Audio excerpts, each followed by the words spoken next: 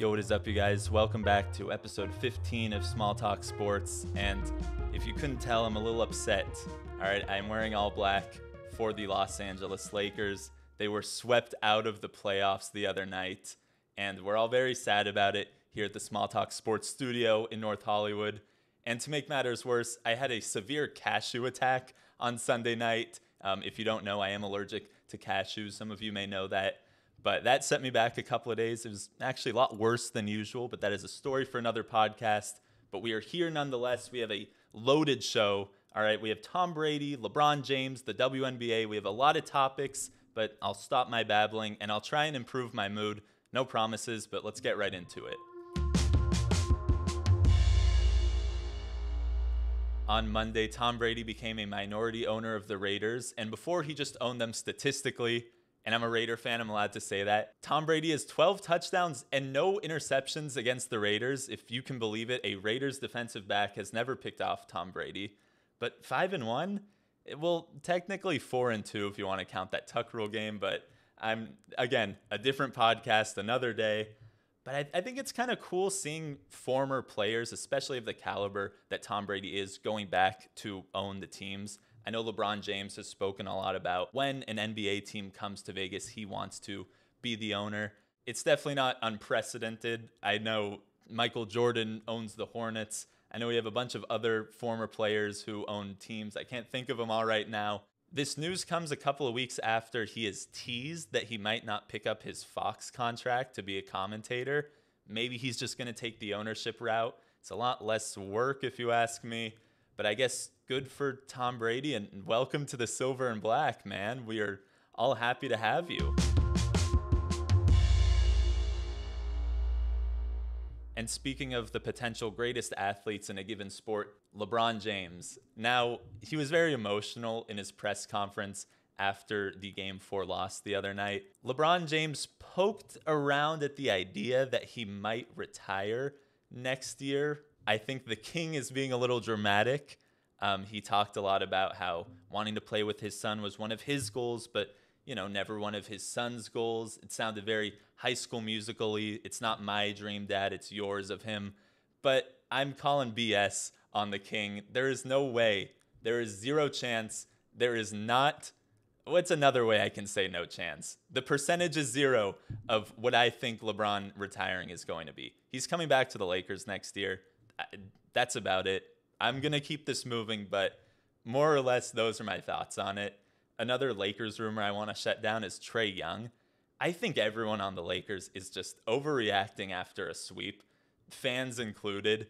I'm trying to keep a level head. The Lakers are talking about how maybe Trae Young is a piece they're going to try and acquire, but I think the team you have right now, keep it together as much as possible, re-sign all the right guys, maybe let D'Angelo Russell walk. Again, story for another podcast. But Trae Young is not going to work in Los Angeles. I didn't have a podcast back then, but people around me know that when Russell Westbrook came to the Lakers, I was very upset. I did not think he was a good shooter. Well, I wasn't alone in that. I know a lot of people thought that, but I didn't think Russell Westbrook was what we needed in terms of spacing.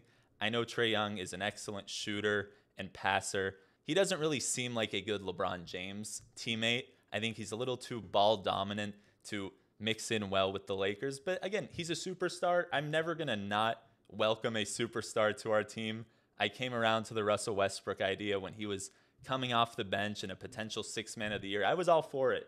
I think everyone is overreacting. The Lakers lost, but our best player is not going to retire. We're not going to go and get Trae Young.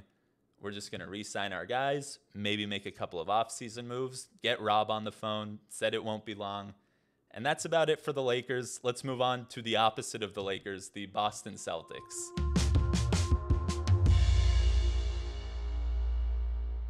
Now, as much as I wanted to come on here and say, not only did the Lakers get swept, the Celtics did too. They actually played really well the other night. The Celtics beat the Heat by 17 points. And if you watch the last two episodes, you know I am full of apologies. If it's necessary. If it's necessary, I will always give an apology. And I'm once again apologizing to Jimmy Butler. I guess I'm just a hater. I definitely should have jumped onto this Jimmy Butler hype train much sooner. But I said he would lose every round of the playoffs, and he's about to be back in the finals. And if you want to get technical, get back to win the finals, they'd definitely be my pick. But I guess nothing is certain now that the Celtics won game 4. They're probably not going to go back and win in 7. But hey, I also said Heat were going to get swept back in the first round. So let's move on to some WNBA.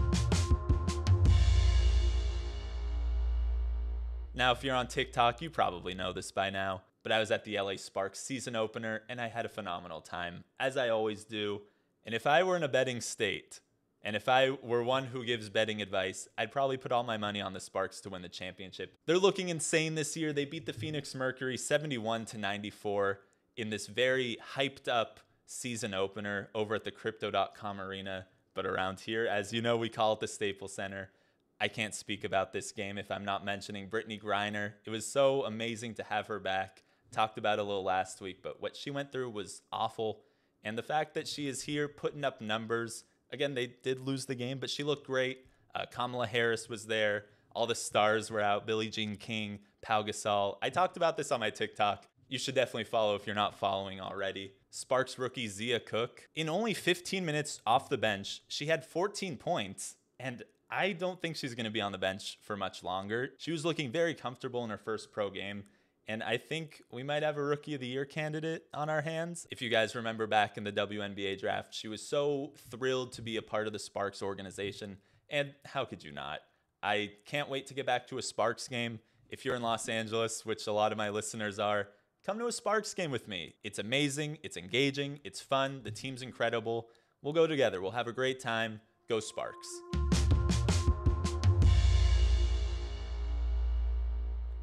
This week's Beef of the Week is Stan Van Gundy and Tyler Hero. Okay, and I know what you're thinking. Wait, Tyler Hero's injured. What? How do they have beef? Well, you're right. And I also heard that Tyler Hero might be coming back if the Heat make the finals. It's looking like they will make the finals, so that's a little scary.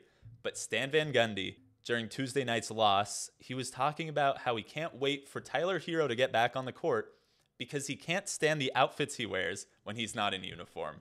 I think that's hilarious. Tyler Hero was wearing a purple bucket hat and an outfit that looked like it didn't really fit him very well. Hero was also wearing a huge jacket and pants. They did match. The stripes looked cool, but it really didn't look like it fit him. It looked like he was trying to hide another Tyler Hero in his body that jumped out before the game. But I guess Stan Van Gundy versus Tyler Hero, I'm Hero for it. I'm here for it. Sorry about that. Not a fan of the purple hat. But something I am a fan of is you, if you're still listening to this visually or audio only, or maybe it was cut up and put on TikTok. Thank you so much, everyone. 15 episodes in, that's something to celebrate. I love making these videos. I love making these podcasts.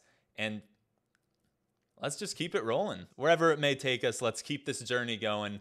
I'm having the time of my life. I hope you are too. And that's about it for me. I'll see you next week. Hopefully there will be no cashew allergies slowing me down. But I'll see you next week. Small Talk Sports.